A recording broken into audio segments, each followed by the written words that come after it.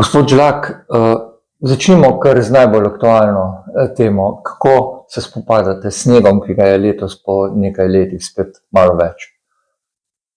Naj povem, da so vse razpoložljive enote, zaposleni, aktivirani, tako da se to je v bistvu tudi vsako leto. Res pa je, da je letos nekoliko snega več, zadnjih 6-7 let, verjetno je v enem dnevu zapadlo največ snega, tako da moram pohvaliti ekipo.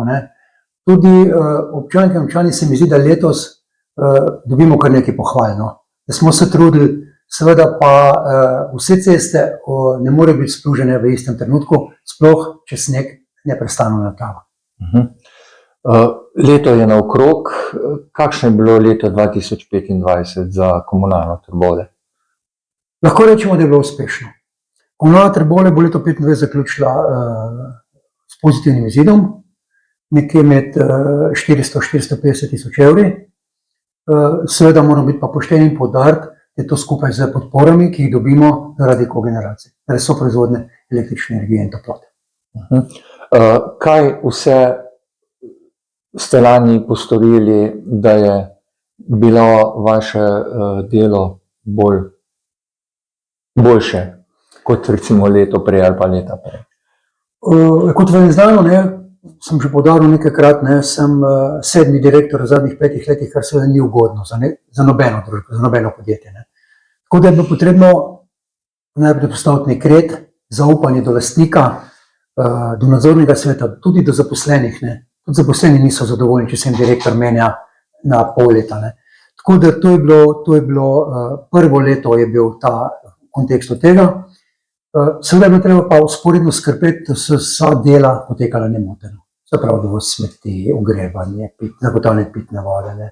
Tako da zdaj smo nastopili pa 3. leto mandata že, in lahko rečem, da so te zadeve urejene, da se bomo pa lahko fokusirali na posamezne projekte in konkretne zadeve.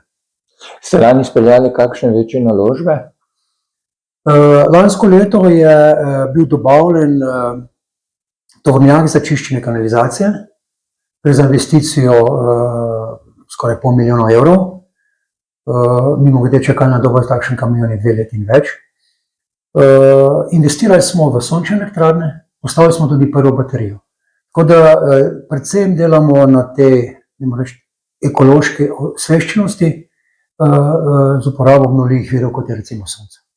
Vemo, da je imela Komunala pred leti precejšnje težave zaradi visoke cene plina. Kako ste reševali te zadeve? Ja, cene plina v zadnjem letu ali pa v zadnjih letu in pol padajo, to je treba povedati. Res pa je, da smo mi šli v tako imenovano sukcesivno nabavo plina in smo plin zakupovali za naprej in s tem omogočili, da lahko vsako leto, to je zdaj že 3. leto zapored, znižujemo ceno ogrevanja, variabilnega dela. Tako bo tudi v januarju letos, kjer bomo ceno ogrevanja variabilnega znižali za približno 9 evrov na megavatno uro. Kako pa sicer ste zadovoljni z ogrevanjem stanovanj in objektov? Dejstvo je še vedno, da smo med najdražjimi v Sloveniji. Res pa je, da poskušamo tudi izgube, ki so, nekako sanirati, odpravljati, prepoznati te odseke, ki so najbolj kritični in jih vključiti v naša vzdrževalna dela. To je seveda na kratek rok seveda ne gre. Računam pa, da v naslednjih letih bodo tudi najbolj kritični odseki posanirani in bo tudi to potem en del prihrankov in posledično nižja cena ogrevanja. Razmišljate tudi o kakšni drugi vrsti goriva za Polaj? Ja, seveda. Kot sem omenil prej, tokom najnega razgovora, zadnjih 5 let se na samem razvoju ni naredilo veliko. Še vedno bo plin. Plin bo dominanten, se trdim naslednjih 10 let še vedno. Treba se pa pripravljati že naprej in mi imamo neke nastavke, bodisi za toplotne črpalke, sončne elektrarne, baterije, mogoče tudi biomasa. Vodovodi? Imamo eno najkvalitetnejših pitnih vod v Sloveniji, tudi cenovno, tu pa smo najugodnejši, bi lahko rekel. Res pa je, da potem kubik tople vode manj kot evro, ne? Ko pa seveda se v gor obesijo država z davki, potem je pa tu nastane težava, pa verjetno kubik tople vode ni več tako nizka cena. No. Kaj pa odvoz smeti in ta dejavnost? Odvoz smeti in pa tudi recimo kanalizacija, to pa poteka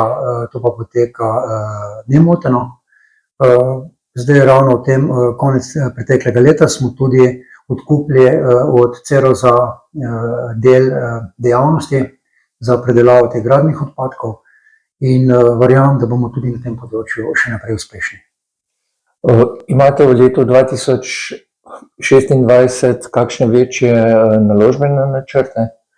Kar se tiče energetike, postavitev ene manjše toplotne črpalke, reda velikosti, če govorimo o denarju, nekaj 150 000 evrov. Nadaljevali bomo s postavitev sončnih elektrarn na naših manjših objektih, na črpalnicah, in pa nadaljevali bomo tudi s postavitev baterij.